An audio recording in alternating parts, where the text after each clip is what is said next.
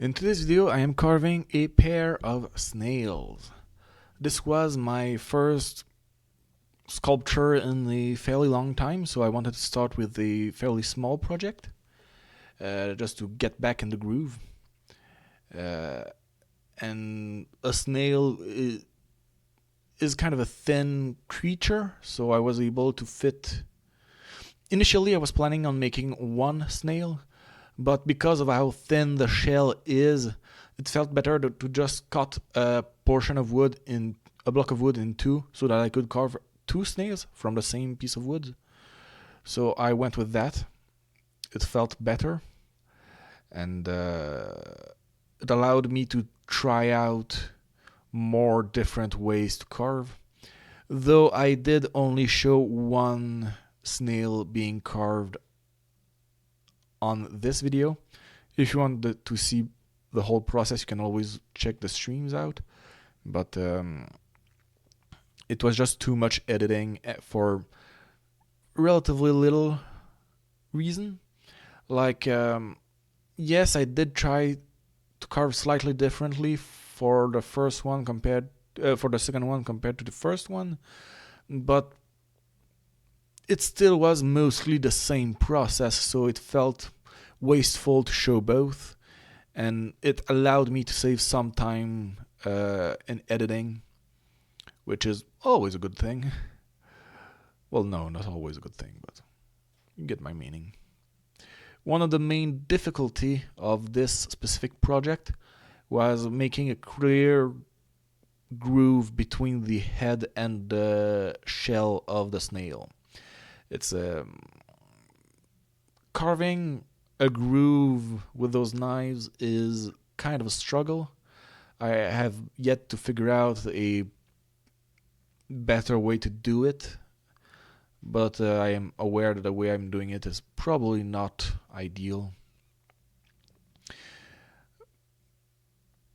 I started trying to make part of the sculpture thinner immediately because when I've carved in the past, uh, thin portions of wood are always easier to carve, or it's easier to make a cohesive shape from a thinner piece.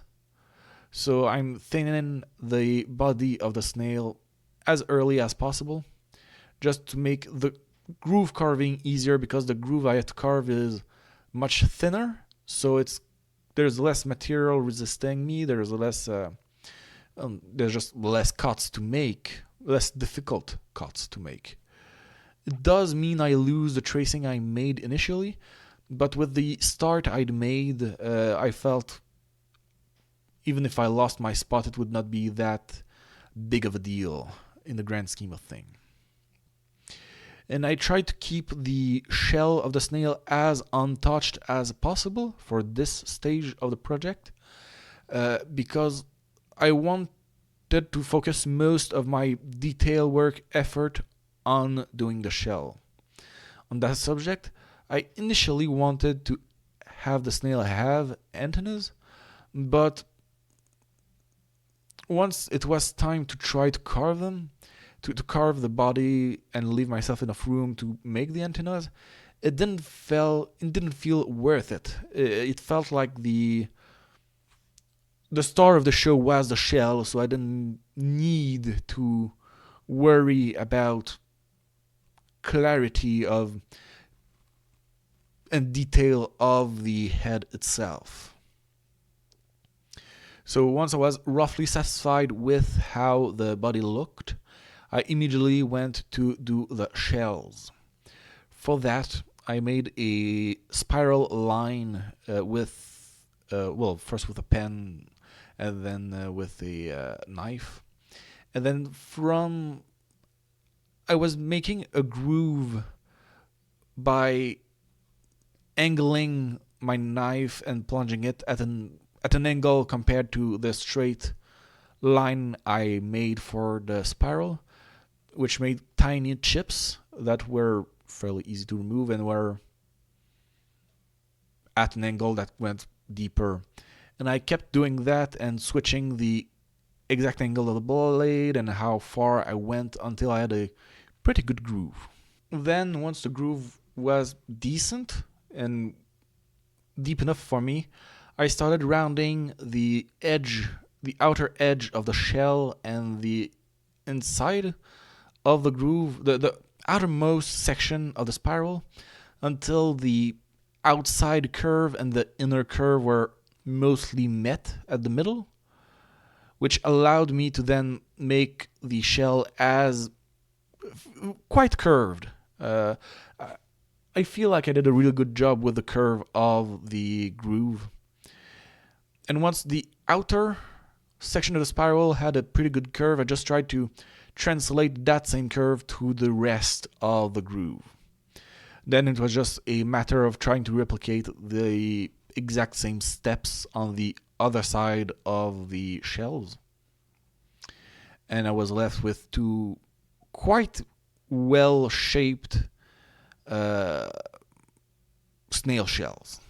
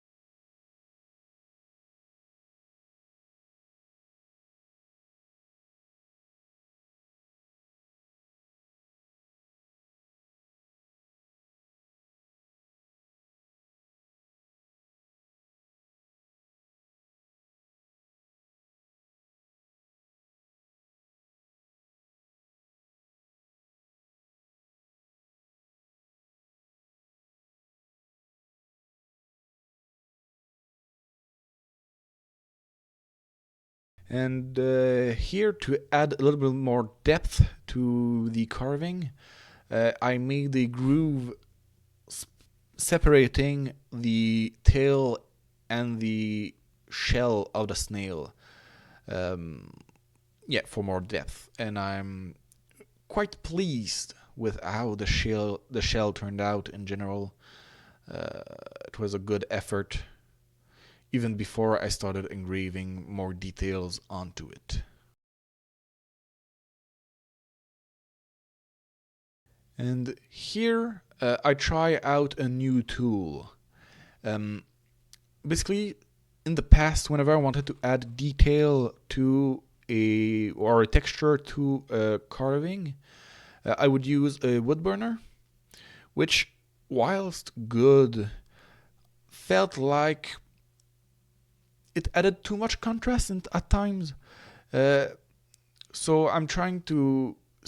I bought myself a tool to do basically the same thing I was doing with the wood burner, but with the more subtle application, so I can have more types of textures. So I'm using a small electric rotary tool to basically make small grooves in the on the shell. For one of the snail, I did it in a wavy pattern, and the other one it's straight lines. Well, as straight as I can make on a curved surface. And so yeah, in the future, uh, spoiler alert, I really liked the way the rotary tool made the groove. And I did practice a bit before starting to use it on the snails. I had a block of wood on the side that I'm usually using to testing that the wood burner is ready. This time I used it to test to make sure that I was using safely the rotary tool for when I would use it on stream.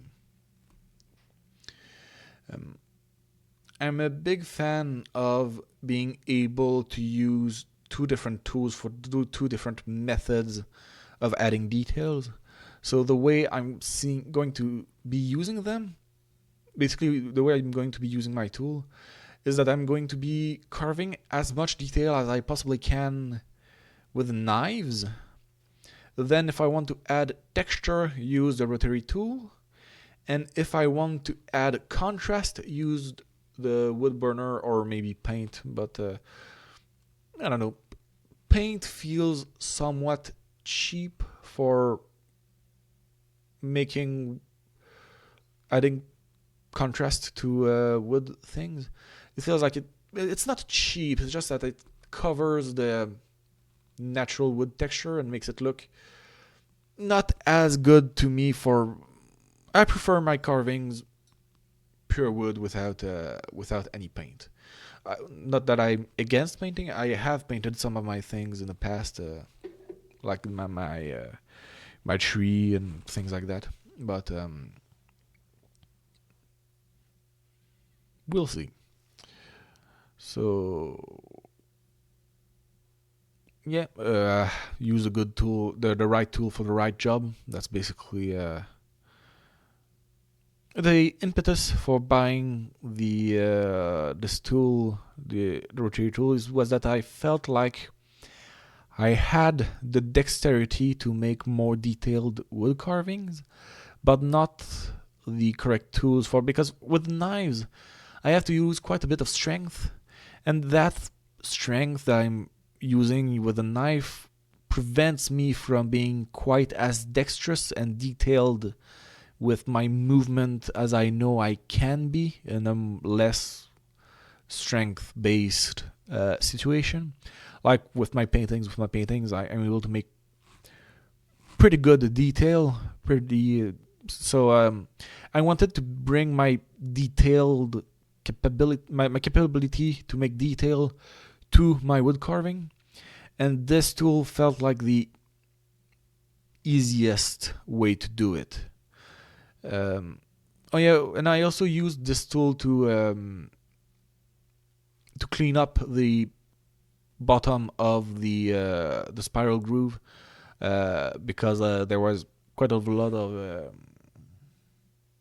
splinters that remained there. So by making a few passes with the tool at the bottom of the groove, I was able to remove most of them.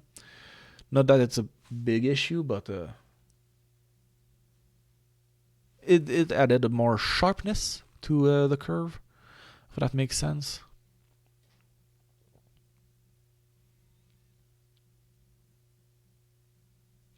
I initially wanted to add a texture to the snail's body as well. I wanted to make it. I basically wanted to use the tool to make a bunch of tiny little dots as close by as possible without changing the shape much, to make more of a skin texture of sorts. But it felt excessive considering that I hadn't done the antenna detail I initially wanted to do. So it felt like for this specific project, the star of the show was the shell of the snail, and the rest of the snail was more just to make it alive and not just a shell on the side of the road.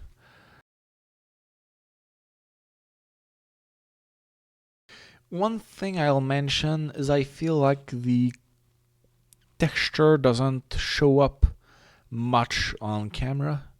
It's kind of faded.